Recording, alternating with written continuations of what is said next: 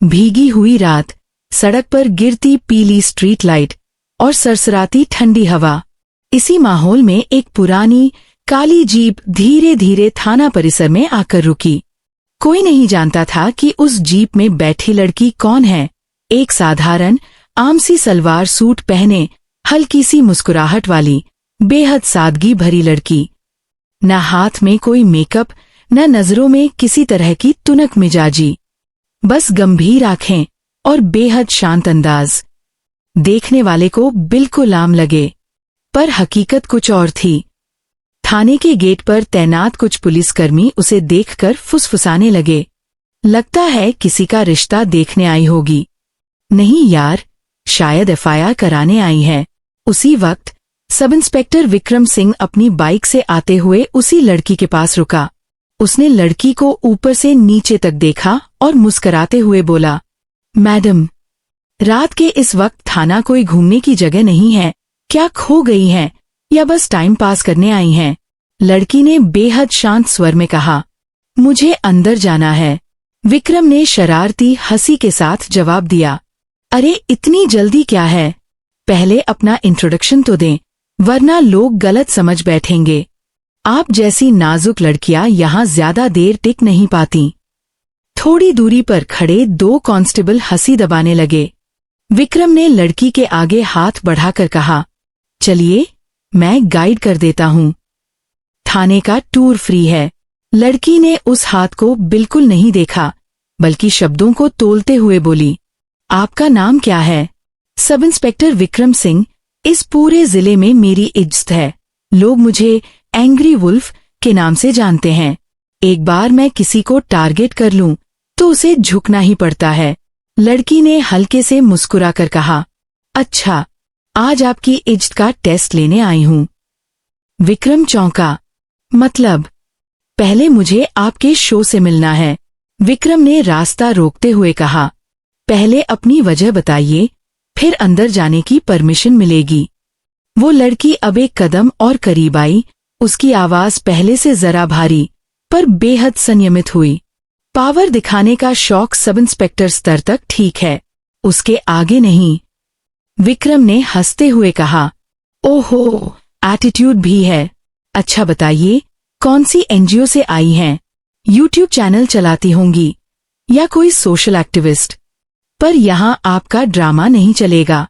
लड़की ने अपने सूट की जेब से एक काला चिपके हुए कवर वाला आईडी निकाला और उसे विक्रम के सामने खोला। उस पर लिखा था, डिस्ट्रिक्ट मैजिस्ट्रेट आईएएस ऑफिसर आशी वर्मा। विक्रम के चेहरे का रंग उड़ गया। लेकिन कहानी यहीं खत्म नहीं होती, क्योंकि आईडी देखने के बाद भी उसके दिमाग में सवालों और डर की जगह ईगो ने कब्जा कर लिया। वो बड़बड़ाया, अगर असली डीएम होती तो ऐसे अकेली क्यों आती, बिना सिक्योरिटी, बिना गनमैन? मुझे बेवकूफ समझा है क्या? डीएम आशी ने शांत स्वर में कहा, सवाल बहुत हैं, जवाब मिलेंगे, लेकिन पहले आप मुझे वो रिकॉर्ड रूम दिखाइए जहां एफआईआर दबाई जाती है, सबूत मिटाए जाते हैं और फाइलें अपने आप गुम हो जाती हैं। आज रात इस थाने की हवा बदलने आई हूं। विक्रम ने एक कदम पीछे हटकर राह तो छोड़ी, मगर मन में एक बहुत खतरनाक योजना बन चुकी थी। उसने सोचा, ये लड़की चाहे आईएएस हो या डीएम, आज इसकी अकड़ निकाल कर रहूंगा। रात लंबी है और मेरे तरीके सब जानते हैं, पर आशी भी वैसी नहीं थी जैसी वो दिखती थी। और ठीक उसी वक्त पीछे से एक चेहरा प्रकट हुआ, जिसने रात की दिशा हमेशा के लिए बदलने वाली थी।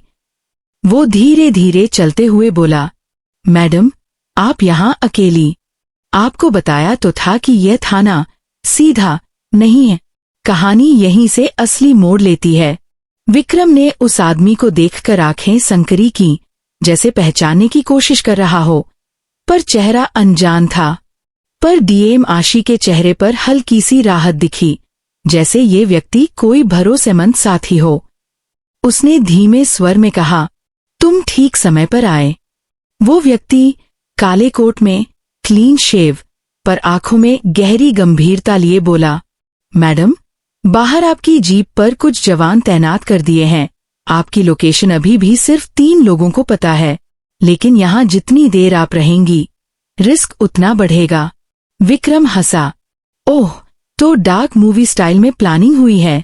गुप्त मिशन, सीक्रेट लोकेशन और ये अकेली डीएम वाली कहानी। मैं 10 साल से सर्विस में हूँ मैडम। ऐसे ड्रामे बहुत देखे हैं। एफआईआर और थाने की हालत रात में नहीं, सिस्टम बदलने से बदलती है। आप ये फील गुड इमोशनल गेम खेलने आई हैं क्या? आशी ने सीधी नजर रखते हुए जवाब दिया। गेम मैं नहीं खेलती, खत्म करती हूँ। और आज जीत या हार मेरी नहीं, सिस्टम की है। वातावरण में तनाव बढ़ चुका था। रिकॉर्ड रूम का दरवाजा आधा टूटा हुआ था, ताले पुराने, फाइलों पर धूल, पर अंदर सीसीटीवी नहीं। विक्रम आगे बढ़ा, चाबी निकाली और एक तिरछी मुस्कान के साथ बोला, जो ढूंढने आई हैं शायद मिल जाए। लेकिन मिल भी गया तो क्या बदल लेंगी? गवाहों की तरह फाइलें भी खरीदी बेची जाती हैं मैडम। दूर दीवार पर घड़ी रात के 1:36 दिखा रही थी। पुलिस स्टेशन के बाहर कुत्तों के भौंकने की आवाज और हवा की सीटी दोनों ही किसी खतरनाक संकेत की तरह लग रही थीं। विक्रम ने दरवाजा खोला और रूम की पीली बल्ब लाइट कांपते हुए टिमटिमाई। आशी अंदर गई, नजरें सीधे रैक नंबर 7 पर ठहर गईं। वो बोली, 2019 का ह्यूमन ट्रैफिकिंग केस। लड़की अनाथ थी, आरोपी राजनीति से जुड़ा था और एफआईआर अचानक गायब हो गई थी। ये वही स्टेशन है। विक्रम के चेहरे पर हल्की झुंझलाहट आई। लोग अक्सर अपनी कहानी का सिर्फ अपना पन्ना पढ़ते हैं, पूरी किताब नहीं। आशी ने फाइलों के बीच हाथ दौड़ाया और चौथे सेक्शन से धूल जमी फाइल निकाली। फाइल पर लाल मुहर थी, केस क्लोज्ड, नो एविडेंस। लेकिन अंदर तस्वीरें, गवाहों के बयान, मेडिकल रिपोर्ट, सब मौजूद थे।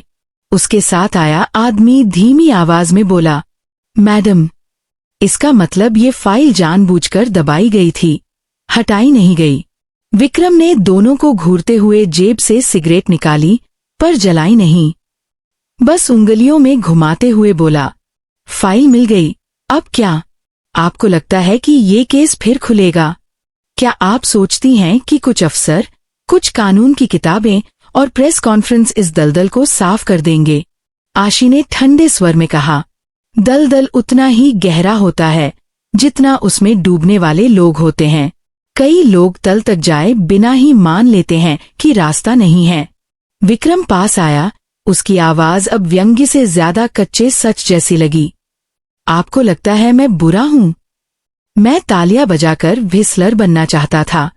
मैं भी सिस्टम में आया था कुछ बदलने, लेकिन यहाँ हर चीज की रसीद होती है, सच बोलने की, सच लिखने की और सच साबित करने की भी। जब ऊपर वाले ही खरीद लिए जाएं, तो नीचे वाले क्या कर लें? आशी के साथ आए व्यक्ति ने गहरी सांस लेते हुए कहा, हर कोई बेईमान नहीं होता। काम मुश्किल है पर नामुमकिन नहीं। विक्रम मुस्कुराया, पर मुस्कान में दर्द था। मैंने भी यही सीखा था ट्रेनिंग में, पर सच्चाई की कीमत तब पता चली जब 3 गवाहों के घर में रातों रात आग लगी और सुबह रिपोर्ट आई, शॉर्ट सर्किट। जांच मैंने की थी, पर रिपोर्ट वही लागू हुई जो ऊपर से भेजी गई।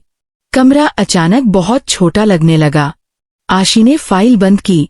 उसकी आवाज अब सख्त नहीं थी, बल्कि नरम पर चुभती हुई।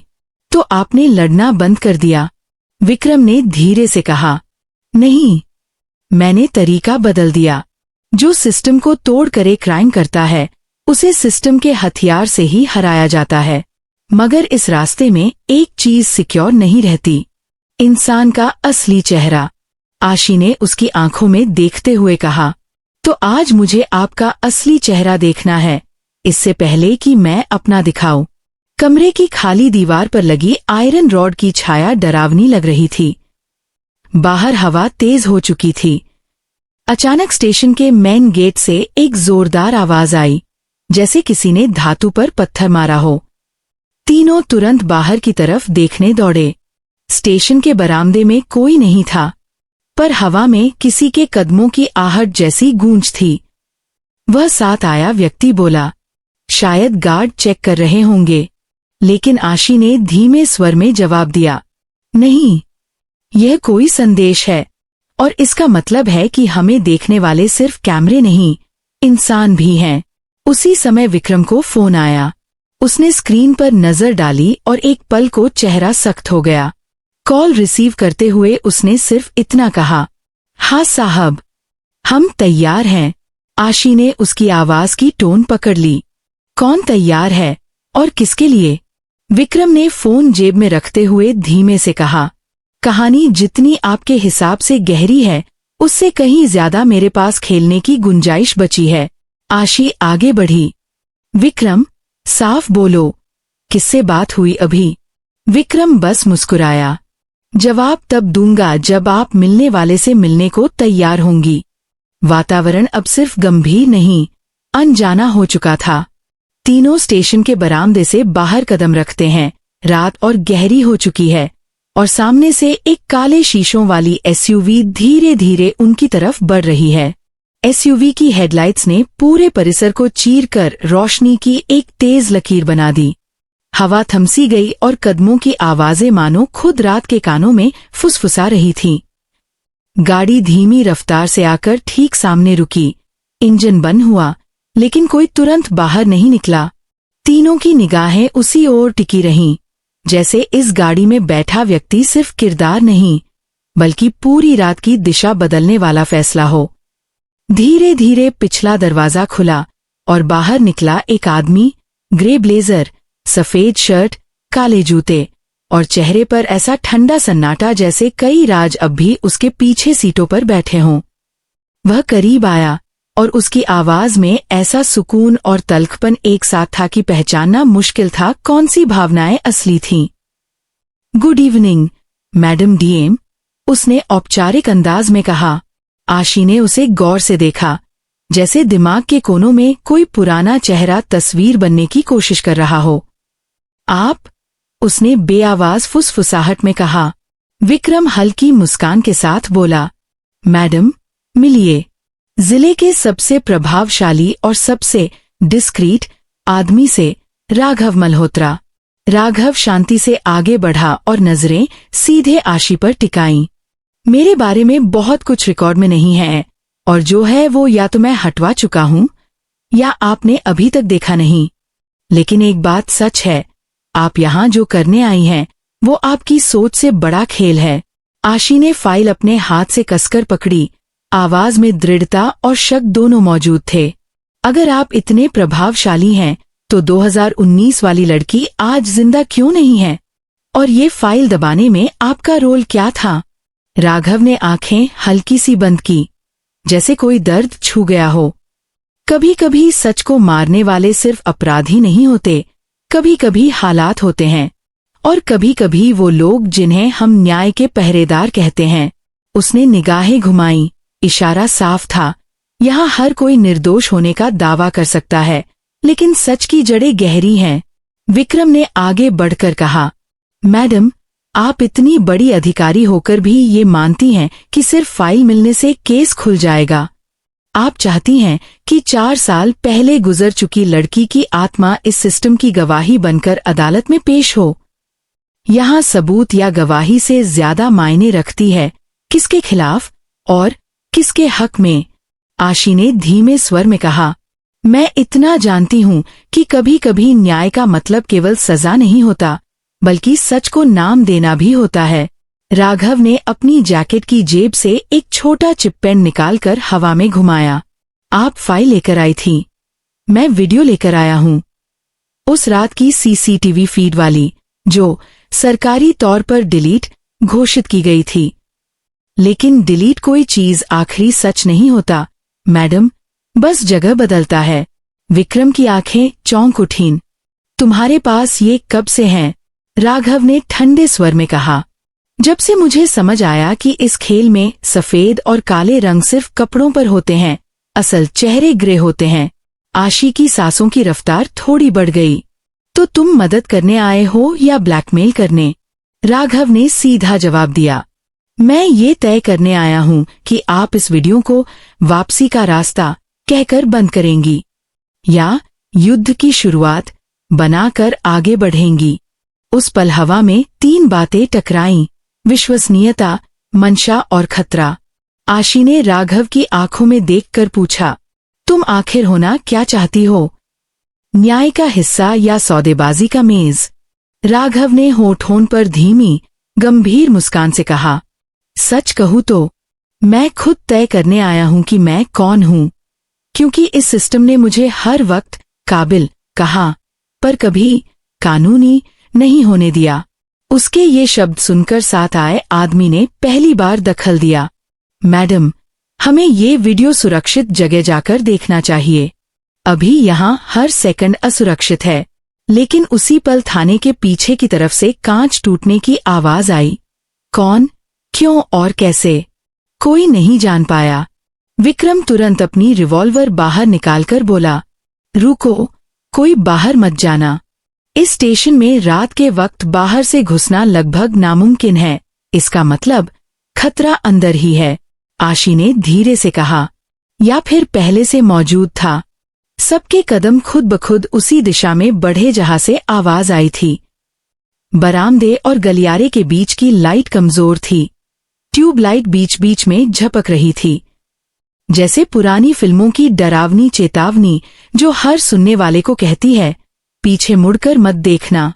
गलियारे में कदमों की आहट 3 की नहीं 4 की लग रही थी, लेकिन चौथा कोई दिखाई नहीं दे रहा था। विक्रम ने अपनी कमर पर टॉर्च निकाली और बीम आगे भेजी। रोशनी ठीक उस पुराने रजिस्टर रूम के पास जाकर रुकी, जहां से दरवाजा थोड़ा खुला हुआ था और अंदर धुंधली परछाइयां किसी के हिलने का संकेत दे रही थीं। कौन है वहां? विक्रम की आवाज गूंजी।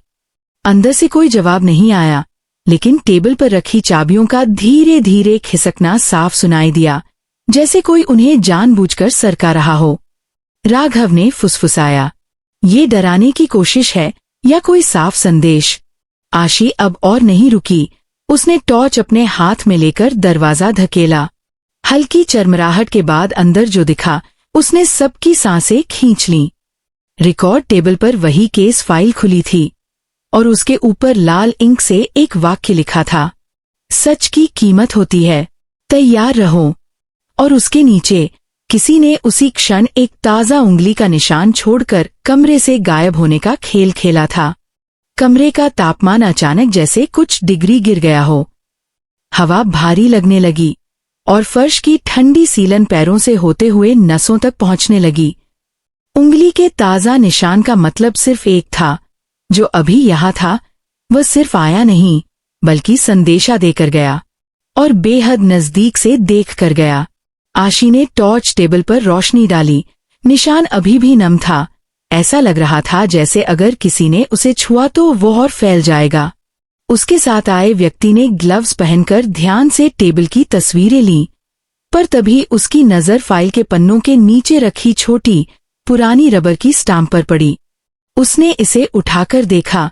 स्टाम्प पर लिखा था, कॉन्फिडेंशियल और property of sub inspector Vikram Singh. Vikram का चेहरा सख्त पड़ गया। आशी ने तीखे स्वर में पूछा, ये स्टाम्प यहाँ कैसे आई? क्या ये फाइल आपके पास थी पहले? विक्रम थोड़ा रुका, फिर बोला, हाँ, ये वही स्टाम्प है जो कई साल पहले मैंने इस्तेमाल की थी, जब केस की फाइलें टेम्पोरी मार्क की जाती थीं। लेकिन ये स्टाम्प 4 साल से गायब थी। मुझे लगा शायद ट्रांसफर के दौरान खो गई। आशी की नजरें उस पर गड़ी रहीं। राघव धीरे से बोला, गायब हुई थी या गायब करवाई गई थी? कमरे में एक पल को सन्नाटा छा गया। तभी बाहर से एक जोरदार बिजली की गड़गड़ाहट की आवाज गूंजी और जैसे ही आसमान में बिजली चमकी, ट्यूबलाइट तेज रोशन हुई और उसी पल दीवार पर लटकी पुरानी नोटिस बोर्ड की कागजी कटिंग हवा के झोंके के बिना ही खुद ब खुद हिलने लगी, जैसे किसी अदृश्य हाथ ने उसे छुआ हो। आशी नोटिस बोर्ड की ओर बढ़ी। वहां उस समय के कई केसों की पुरानी क्लिपिंग सटकी थीं, लेकिन बीच में लगी एक तस्वीर पर उसकी नजर ठहर गई। एक लड़की की धुंधली तस्वीर जिसकी आंखों में दहशत और होठों पर अधूरी चीख जमी थी। वही लड़की, 2019 वाला केस, ट्रैफिकिंग की पीड़िता। और तस्वीर के नीचे फेड हुए अक्षरों में लिखा था, missing, last seen at railway old godown. Ashi ने कांपती आवाज में कहा, ये प्रिंट आउट अब भी यहाँ है। इसका मतलब किसी ने इसे हटाया नहीं, बल्कि संभाल कर रखा। राघव की आवाज धीमी लेकिन धारदार थी।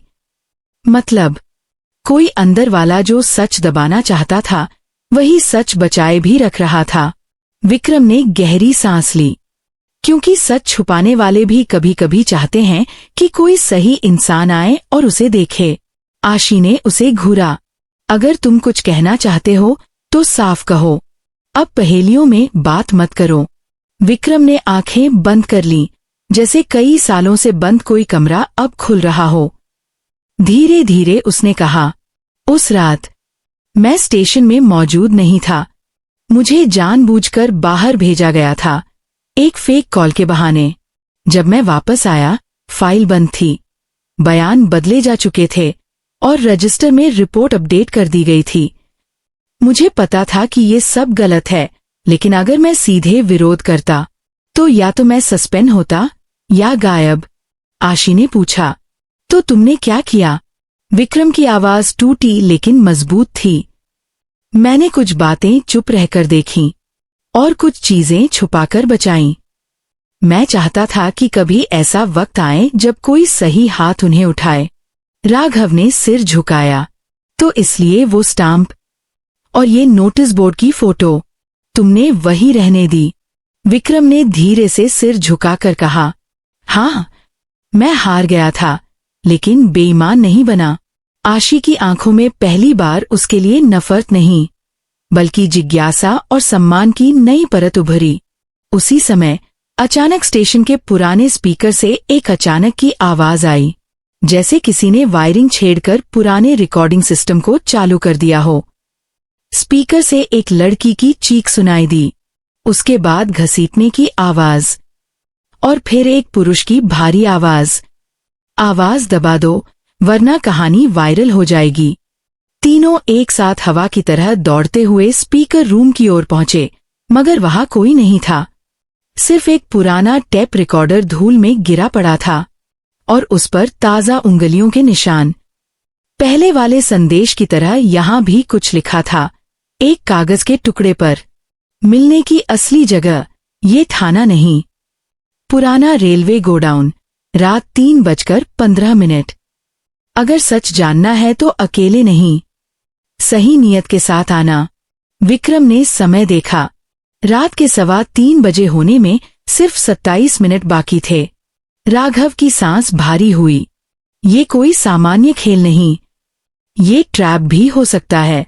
आशी ने ठंडे लेकिन दृढ़ स्वर में कहा, और अगर ये लड़की अब भी जिंदा हो तो ये आखिरी मौका भी हो सकता है। विक्रम धीरे से बोला, फैसला आपका है मैडम। हवा की सरसराहट बढ़ चुकी थी, खतरा करीब था और सच अब सिर्फ कागज नहीं, जिंदगी से जुड़ चुका था। वो तीनों एक पल को चुप रहे। फिर आशी ने फाइल अपने सीने से लगाई, पेन ड्राइव अपनी जेब में रखी और धीमे से कहा, हम जाएंगे, लेकिन अब सिर्फ सच ढूंढने नहीं, उसे बचाने। गहरी रात और घनी होती धुंध के बीच वे तीनों थाने के बाहर खड़ी जीप की ओर बढ़े। सन्नाटा इतना खामोश था कि जूतों की रगड़ और कपड़ों की हल्की सरसराहट भी किसी चेतावनी की तरह गूंज रही थी। स्टेशन की पुरानी घंटी हवा की थपकी से झूल रही थी, मानो उन पर नजर रखती कोई पुरानी आत्मा उन्हें रोकना चाहती हो। आशी, राघव और विक्रम तीनों ने बिना और सवाल किए कदम तेज किए, लेकिन मन के भीतर कई परतों में फैले सवाल और शक किसी अनदेखे भूल भुलैया की तरह बढ़ते जा रहे थे। जीप में बैठते ही राघव ने तुरंत इंजन चालू किया। सारा रास्ता हम बिना किसी रोशनी के जाएंगे, उसने कहा, क्योंकि अगर कोई हमें देख रहा है तो हमारे रुकने से पहले ही रास्ता बदला जा सकता है। आशी ने सीट बेल्ट बांधी और खिड़की के बाहर देखते हुए कहा, हमें पता है ये रास्ता मुश्किल है, लेकिन पीछे मुड़ना अब मुमकिन नहीं। विक्रम ने अपनी रिवॉल्वर चेक की, मैगजीन भरी और दूसरे हथियार की जगह 2 टॉर्च व एक शॉर्ट ब्लेड जेब में डाला। कभी कभी असली लड़ाई गोलियों से नहीं, रोशनी और हिम्मत से जीती जाती है, उसने धीमी आवाज में कहा। सड़क बिल्कुल सुनसान थी। स्ट्रीट लाइट्स कुछ दूरी तक जलीं, फिर अचानक बंद होती चली गईं, जैसे आगे बढ़ते हर कदम पर दुनिया ही खत्म होती जा रही हो। राघव ने कहा, पुराना रेलवे गोडाउन अब कई सालों से बंद है। वहां न कोई स्टेशन मास्टर तैनात है, न कोई चौकीदार। पर ये जगह हमेशा से ही अफवाहों में रही है। चीखें, परछाइयां और रात को झिलमिलाती रोशनी, जैसे कोई अंदर रुका हो, कोई अधूरा अनसुना सच। आशी ने फाइल अपने हाथ में और मजबूत पकड़ ली। अगर वहां कोई छुपा है तो वह सिर्फ कायर नहीं, बल्कि बहुत चतुर है, क्योंकि सच सिर्फ दफन नहीं, जिंदा रखा गया है। करीब 15 मिनट बाद जीप पुरानी रेलवे लाइन के पास पहुंची। अब स्विच ऑफ कर दिया गया था, इंजन बंद और जीप अंधेरे में विलीन। हवा में गंध थी, जंग लगी लोहे, गीली मिट्टी और कहीं दूर जलती लकड़ी की धुआंसी महक। कोई पत्ता जमीन पर गिरता तो लगता किसी ने कदम बढ़ाया है। तीनों ने एक दूसरे को देखा और धीरे धीरे गोडाउन की तरफ बढ़े। रेलवे गोडाउन का विशाल जंग लगा लोहे का दरवाजा आधा खुला था। हल्की हवा चलती और वह दरवाजा चरमराकर आवाज करता, जैसे किसी के सोए हुए डर को जगाते हुए। कमरे के भीतर घुप अंधेरा था, सिर्फ टॉर्च की किरण एक संकरी सफेद रेखा में राह दिखा रही थी। लकड़ी के टूटे बक्से, पुराने बोरों के ढेर, धूल, मकड़ी के जाले और जंग लगे लोहे की चादरों की भारी गंध कमरे को दम घोंटू बना रही थी। तभी फर्श पर पड़े एक छोटे से कागज के टुकड़े पर रोशनी ठिठक गई। राघव ने उसे उठाया। उस पर सिर्फ 3 शब्द लिखे थे, वक्त खेलता है। आशी बोली, मतलब कोई हमें देख रहा है और चाहता है हम आगे बढ़ते रहें, लेकिन उसकी शर्तों पर। विक्रम आगे बढ़ा। शायद वह चाहता है हम डरें, लेकिन यही डर तो सच का रास्ता खोलता है। कुछ कदम आगे गोडाउन के भीतर एक दीवार पर हल्की नीली रोशनी चमक रही थी, जैसे कोई छोटा बल्ब या शायद वीडियो प्लेयर। वे करीब पहुंचे। दीवार पर पुराना प्रोजेक्टर लगा था और वह अचानक अपने आप चालू हो गया। वीडियो शुरू हुआ। एक धुंधली पर साफ आवाजों से भरी रिकॉर्डिंग। कोई लड़की रो रही थी। उसका चेहरा कैमरे में आधा दिखाई दे रहा था, लेकिन उसकी झुकी आंखें और कांपते हाथ बता रहे थे कि वह मदद की आखिरी उम्मीद में रिकॉर्ड हो रही थी। उसकी आवाज टूटी हुई लेकिन साफ थी। अगर किसी ने ये देखा, समझना मैं गलत नहीं थी। मैं भागना नहीं चाहती थी, मुझे बचना था। कोई मुझ पर विश्वास कर ले, बस इतना चाहती थी। राघव ने आशी की ओर देखा। दोनों की धड़कनें तेज हो चुकी थीं। वीडियो जारी रहा। लड़की ने रोते हुए कहा, उन्होंने कहा, अगर मैं बोलूंगी तो मेरी मौत नहीं, मेरी सजा होगी। मैं जिंदा दिखूंगी, लेकिन कहीं भी नहीं मिलूंगी। अचानक स्क्रीन काली हो गई। सिर्फ आखिरी टेक्स्ट दिखा, सच खत्म नहीं होता, बस घुमाया जाता है। आशी के देखते ही आंखें भर आईं, लेकिन वह रोई नहीं। ये आंसू गुस्सा थे, हार नहीं। विक्रम ने कहा, जिसने ये यहाँ छोड़ा है वह चाहता है कि आप सच को महसूस करें, सिर्फ पढ़े नहीं। राघव पीछे हटकर बोला, और मैंने महसूस कर लिया। हम सही राह पर हैं, लेकिन यहाँ सवाल ये नहीं कि लड़की जिंदा है या नहीं। सवाल ये है कि वह इस वक्त किसके पास है। तभी अचानक गोडाउन के दूसरे हिस्से से लोहे की प्लेट जोर से गिरी। आवाज इतनी तेज की जैसे किसी ने इशारा किया हो। वहीं जाना है। तीनों धीरे धीरे उस दिशा में बढ़े। रोशनी टॉर्च से दीवारों पर पड़ रही थी, और जैसे जैसे वे पास जा रहे थे, एक धुन, एक धीमी सी हमिंग कानों में गूंजने लगी। ऐसा लग रहा था कोई अंदर बैठा गा रहा है, लेकिन शब्द नहीं। बस धुन, जैसे कोई भूलने से पहले याद का आखिरी हिस्सा बचा रहा हो। आशी ने फुसफुसाते हुए कहा, ये धुन मैं पहले भी सुन चुकी हूं। उसने अपने माथे को छुआ, यादें खुद को जोड़ने लगी। उसकी सांस तेज हो गई। ये वही लोरी है जो अस्पताल केस फाइल में लिखी थी। लड़की ने बचपन में सुनी थी। मतलब धुन सिर्फ डराने के लिए नहीं, पहचान कराने के लिए थी। विक्रम ने रिवॉल्वर तैयार की। राघव ने टॉर्च संभाली। आशी ने धीरे से कहा, तैयार रहो। हम सिर्फ किसी को खोजने नहीं जा रहे, उसके अतीत के पीछे चल रहे हैं। उस रात के बाद अंजलि शर्मा का नाम केवल एक प्रशासनिक पद नहीं रहा, बल्कि एक ऐसी कहानी बन गया जिसकी गूंज समय, शहर और लोगों के दिलों में चिरस्थायी होकर बस गई। इंस्पेक्टर विक्रांत ने पहली बार शक्ति, अधिकार और पद के पीछे छिपी वास्तविक जिम्मेदारियों को समझा था। वह जान चुका था कि सम्मान कपड़ों, सूरत और पहचान के दिखावे से नहीं, बल्कि विचारों, कर्मों और नियत की पवित्रता से मिलता है। अंजलि ने उसे दंडित नहीं किया, उससे बदला नहीं लिया, बल्कि उसे संभालकर एक बेहतर इंसान बनने का रास्ता दिखाया, और यही असली जीत थी।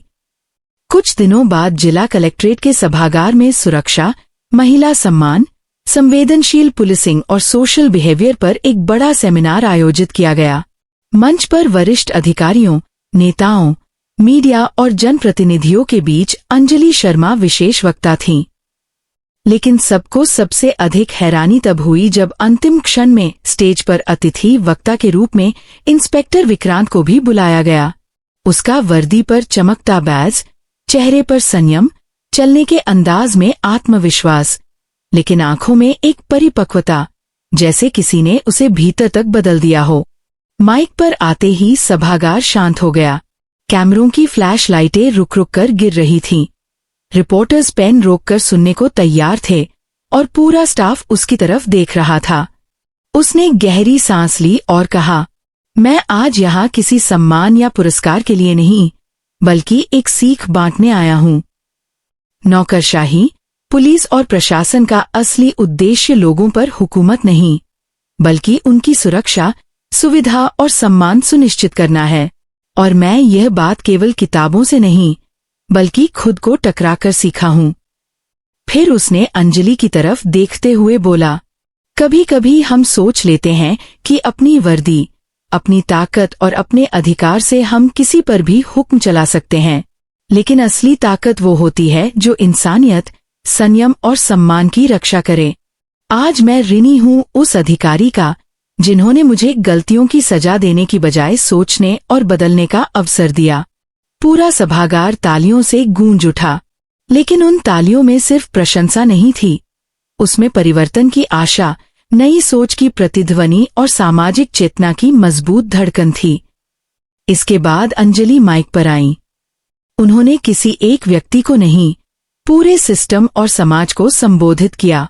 इस देश में सबसे बड़ी समस्या अपराध नहीं, बल्कि अपराधों को साधारण समझ लेना है। किसी महिला को कमजोर मानने की मानसिकता ही सबसे बड़ा अपराध है। हम पोस्ट, ड्रेस और चेहरे देखकर लोगों का मूल्यांकन करना बंद करें। हर व्यक्ति, चाहे वह सड़क पर चलने वाला आम नागरिक हो या प्रशासन का उच्च अधिकारी, सभी को समान सम्मान देना ही हमारा कर्तव्य है। पुलिस और प्रशासन तभी शक्तिशाली हो सकते हैं जब वे संवेदनशील हों। उनकी आवाज में दृढ़ता थी, लेकिन उस दृढ़ता में करुणा की गहराई भी छुपी थी। वह बोली, अगर हम समाज में वास्तविक सुरक्षा चाहते हैं तो डर नहीं, विश्वास पैदा करना होगा। अधिकार और अनुशासन केवल लागू करने से नहीं, सही इरादों से कायम होते हैं। कार्यक्रम के बाद कई महिला अधिकारियों, विद्यार्थियों और युवा पुलिस कैडेट्स ने अंजलि और विक्रांत दोनों से मुलाकात की। सभी की आंखों में प्रेरणा थी। ये पहला मौका था जब दो विपरीत परिस्थितियों में खड़े लोग अपनी सोच सुधारकर एक नई व्यवस्था का संदेश दे रहे थे। इंस्पेक्टर विक्रांत ने अपने जीवन का एक नया अध्याय शुरू किया। उसने हर थाने में महिला सुरक्षा सेल को सक्रिय किया। हर सप्ताह स्टाफ के साथ बिहेवियरल ट्रेनिंग, शुरू की और अपने आप को अत्याचार रोकने की बजाय अत्याचार रोकने वालों को प्रशिक्षित करने के मिशन में बदल दिया। उसकी पहचान अब कड़क पुलिस ऑफिसर नहीं बल्कि सम्मान और सुरक्षा का प्रहरी बन चुकी थी। दूसरी ओर अंजलि ने महिलाओं के लिए भूमिका परिवर्तन कार्यक्रम शुरू किया, जहां युवा लड़कियां न केवल नौकरी, इंटरव्यू और प्रशासनिक कौशल सीखतीं, बल्कि आत्मविश्वास, शिष्टाचार, आत्मसुरक्षा और निर्णय क्षमता भी सीखतीं। दोनों अब मिसाल बन चुके थे। जहां विक्रांत कठोरता और डर की परिभाषा बदल रहा था, वहीं अंजलि ने शक्ति और सहानुभूति का नया अर्थ गढ़ दिया था। और सबसे सुंदर बात, दोनों एक दूसरे की ताकत बन चुके थे। वे मित्र थे, साथी थे, लेकिन उस रिश्ते की सबसे खूबसूरत बात ये थी कि वह सम्मान पर आधारित था, न चाहत, न स्वार्थ, न दिखावा। एक शाम शहर में नारी सुरक्षा जागरूकता रैली निकली। मंच पर अंजलि और विक्रांत साथ खड़े थे। विक्रांत ने जनता से कहा, सुरक्षा दी नहीं जाती, महसूस करवाई जाती है, और अगर किसी महिला को यह महसूस नहीं होता तो समझिए सुरक्षा अभी पूरी नहीं हुई। अंजलि ने अंतिम पंक्ति कही, अधिकार कभी डर दिखाकर नहीं जीता जाता, बल्कि दिल जीतकर कमाया जाता है, और जिसने दिल जीत लिया वही सच्चा अधिकारी है। तालियों की गूंज आसमान तक उठी। रात के आकाश में सितारे चमक रहे थे, मानो खुद ऊपर बैठा समय इस जीत का जश्न मना रहा हो। कहानी का अंत यही नहीं हुआ, क्योंकि ऐसे बदलावों की कहानियां कभी खत्म नहीं होती। वे जिंदगियों में उतरकर नए अध्याय लिखती रहती हैं।